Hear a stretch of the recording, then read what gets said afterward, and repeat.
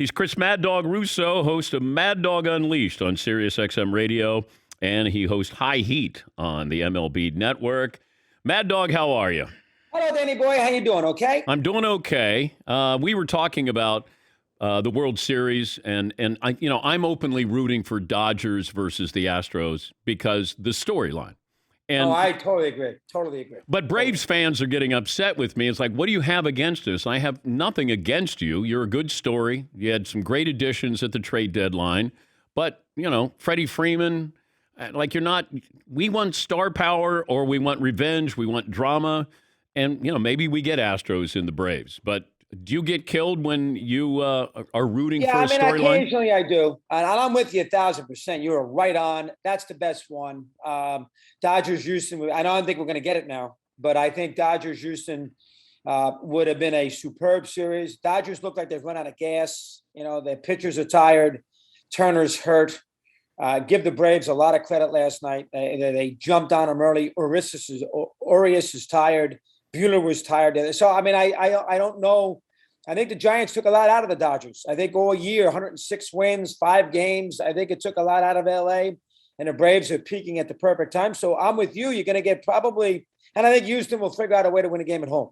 So I think you're going to get Houston, Atlanta. And you and I, know much better than me about ratings. That is not going to light up America. I think if it went deep and you got a 6th and 7th game, I think those last 2 games would be good. But next Tuesday night in Houston, there comes Atlanta.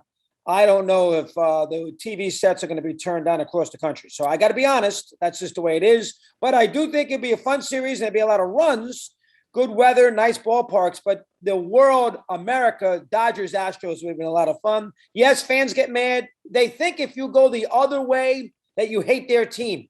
Just because you want a Dodger Astro thing, Dan, doesn't mean you and I hate the Braves. No. We're looking at this from a different perspective. But the fan thinks if you don't talk about their team and the job they did, well, hold on now. That means you don't like Atlanta, so you're an anti-Brave guy, which is not the case.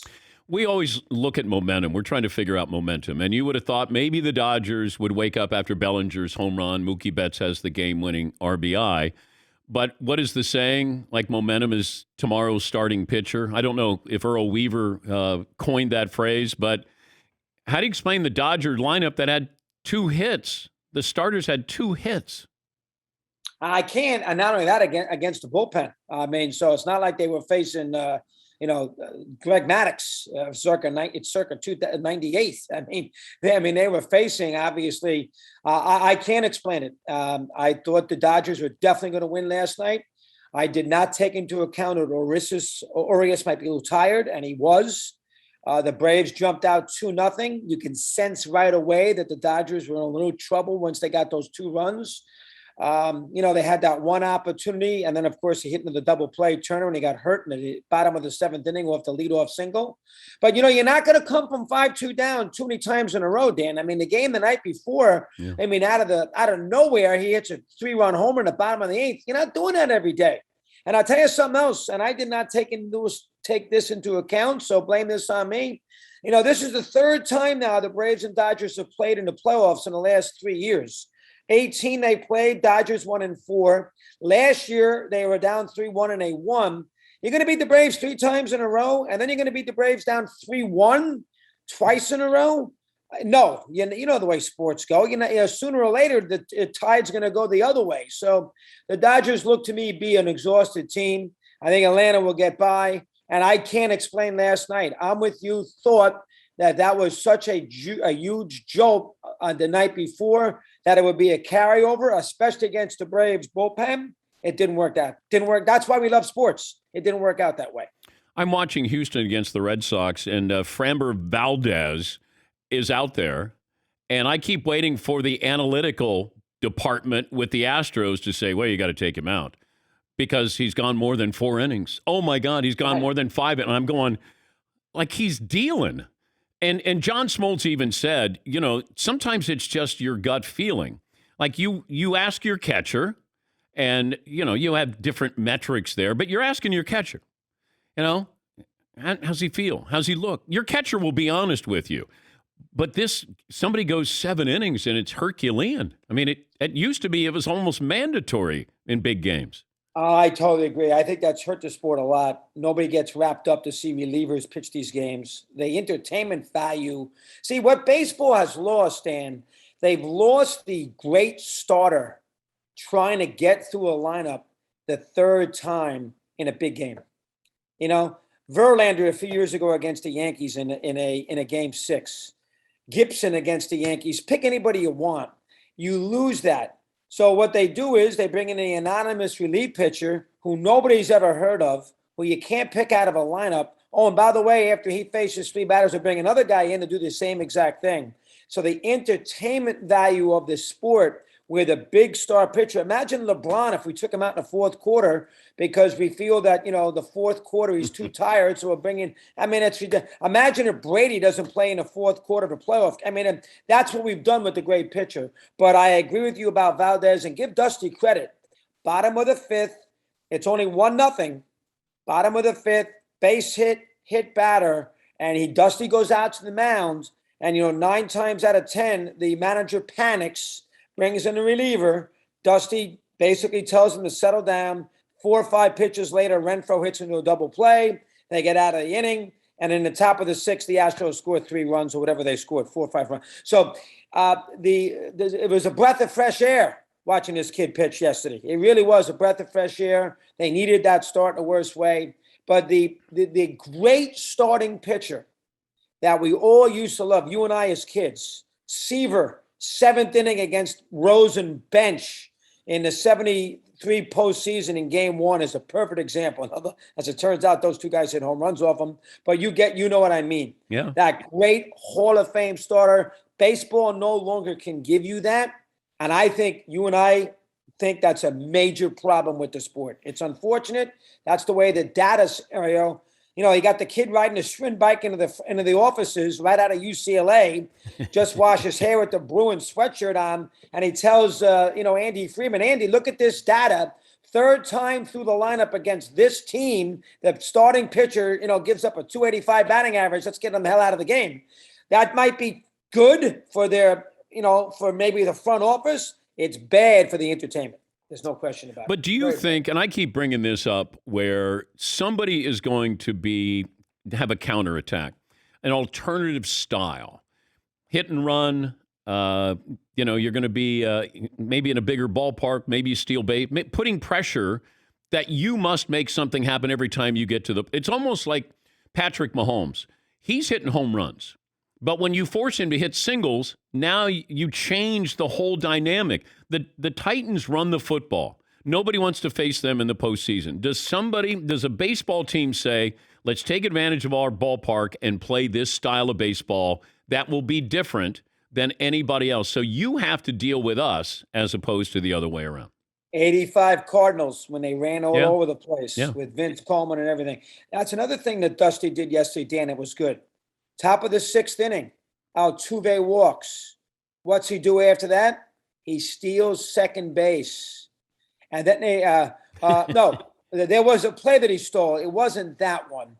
But there was a play yesterday that he stole a bag, which was a tremendous move because he caught the Red Sox. I thought it was in the top of the 6th. Whatever inning it was, Dusty put on a steal sign, and he got the bag stolen. Well, that's what it was. He was running on the ball that was hit to third base, and Devers threw to Schwarber, who dropped it, and Altuve ended up all the way at third base because he's running with the pitch, and Brantley hits a little ball down to third base.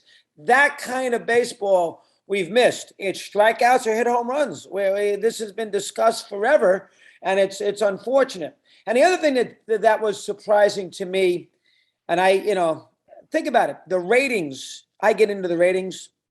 Tuesday night, that was a great baseball night.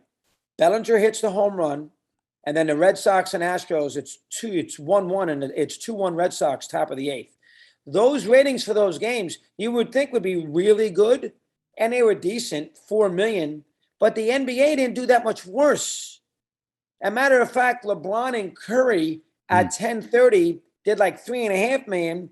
And the Red Sox Astro game did like 4.2. Wouldn't you think a baseball playoff game in our era would bury an NHL or an NBA regular season. I know it's LeBron and Curry, but geez, Well, I go that's back. surprising. Highest rated individual game in World Series history. You know when it was? Isn't it? Yeah, it's the Red Sox Reds, isn't it? In Game 6 when they had 75 million people watching it. 1980, Game 6. Oh, that's yeah, you're right. Phillies Royals had a 40 rating. Yeah, that's right. You Royals, had Reds against the Red Sox was almost a 40 rating. The Dodgers, when they swept the Yankees, in 63. 63. 1986, the most viewed game, Game 7, 1986, the Mets over the Red Sox. That had a 38.9. So yeah, those are monster numbers where now you're getting a 12 maybe, and you're happy with a 12. Yeah, I think baseball in each town can produce that. The problem that baseball has is that, if the Pirates are in the World Series, the Pirates locally will get that kind of rating. But the problem is Pittsburgh doesn't care about Dodgers Braves. No. So they get no carryover. In other words, and if the Steelers are out, they care about Green Bay, Tampa. Or they care about, Kansas City and Buffalo in the AFC Championship game they're going to watch. The towns in which their teams have been eliminated, they don't get into the next round when their team isn't in it. And I think that kills the rating. Because, locally, if your team is in the postseason in baseball, your rating is going to be great. They're watching the games in Boston, Houston, Atlanta. But when their team is out and they're not in the postseason, they'll follow it. They know what's going on. But they're not going to sit there for 3.5 hours and watch the game. What about gambling, though, Chris? Yeah, they don't gamble. Who's gambling in the base? They don't gamble that much with the baseball. Yeah, I was wondering. It's not like the football. Yeah. Football, they gamble everything. First quarter, second quarter, points, overs, prop bets, catches by receivers, halftime. They do everything. Baseball, they don't do that as much. And I think that's a major factor. I don't think it's the local. I think the fan interest is great. I just don't think the fan interest, once their team is out of it, there's no carryover. While in football, there is. And I think that hurts that hurts the sport. I don't know how you solve that. How do you solve that problem? I don't know how you solve it. He's Chris Mad Dog Russo, Mad Dog Unleashed on Sirius XM. That's channel 82, and host of High Heat on Major League Baseball Network. Had Bob Costas on yesterday, and he was talking about gambling. His dad, of course, used to be a bookie. Oh, I know. And I said to him, okay, you got one Hall of Fame vote. Pete Rose, Roger Clemens, Barry Bonds. You know who he took? If he had one, he should have taken Rose. Did he take him? Yeah. Rose, Bonds, Clemens. Yeah, I can buy that. Yeah, I think the same order. See, if you take Bonds, you got to take Clemens. So if you only have one, it's they're both grouped, Bonds and Clemens, with the same steroid brush. Yeah. So it's hard to differentiate. Yeah, the fact that Rose isn't in the Hall of Fame, I listen. I mean, we all know that Rose at times, we understand. He's not a choir boy. We get that. And Rose, was bad what he did. But Rose bet as a manager, not as a player. And we're putting him in the Hall of Fame as a player. Plus, Rose never bet on his team to lose. And if anybody thinks it's the same thing, they're nuts. Either the 1919 White Sox bet on their team to lose. Rose never did. Rose is too competitive to ever want to lose. So he bet. So to me, that's a huge difference. Now, I don't know how you feel about it. Betting is bad anyway if you're involved in a sport. I'm not denying that. But there is a major difference. I'm going to throw the game to lose. Then you know what? I'm going to bet on myself because I'm going to win. There's a major difference. Yeah, but I can't put Pete in until I put Shoeless Joe Jackson in. That's fair, too. I mean, he had 375 in a series where, he was, reportedly took money. I mean, imagine if, yeah. I mean, imagine if he didn't take money, what he would have hit. That's an excellent point. Excellent point. Joe Jackson had a great World Series. The problem is he took $500. but he had a great World Series. So how do you? It's very hard. That is very, very hard to differentiate. But listen, does anybody think that Pete Rose? And here's the other thing that drives me crazy: we got everything from the Big Red Machine in that Hall of Fame. We got Pete's cleats. We got his bat that he used to beat Ty Cobb.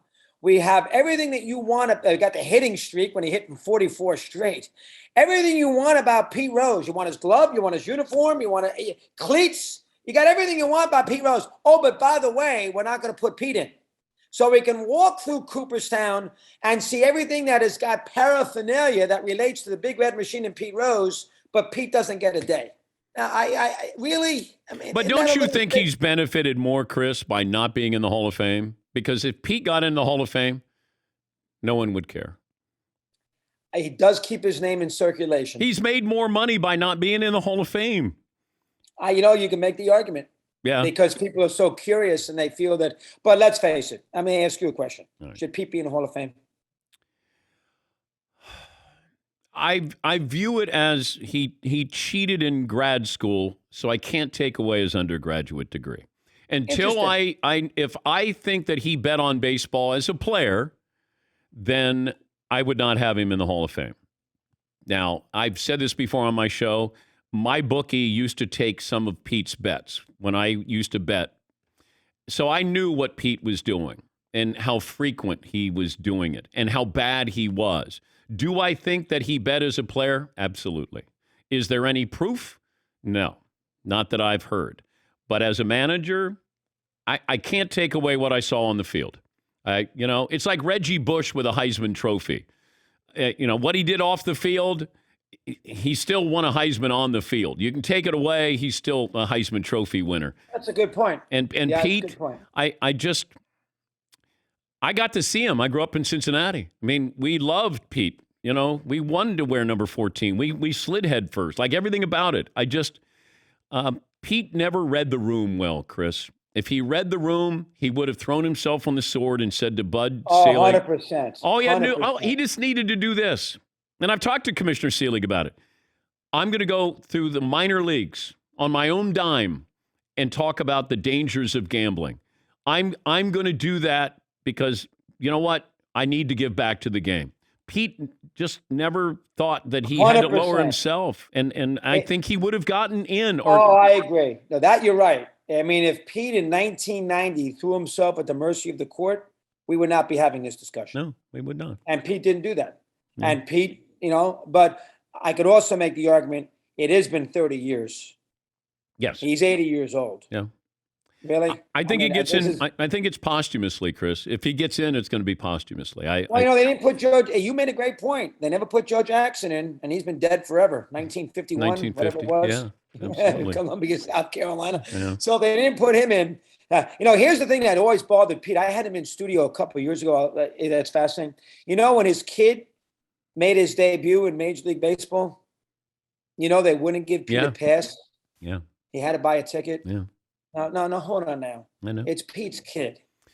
Pete also had money on the game, though, Chris. Yeah. Maybe he did. Keep stirring it up there, Mad Dog. Great to talk to you. Thank you, buddy. That's Chris Mad Dog Russo, host of Mad Dog Unleashed, Sirius XM Radio.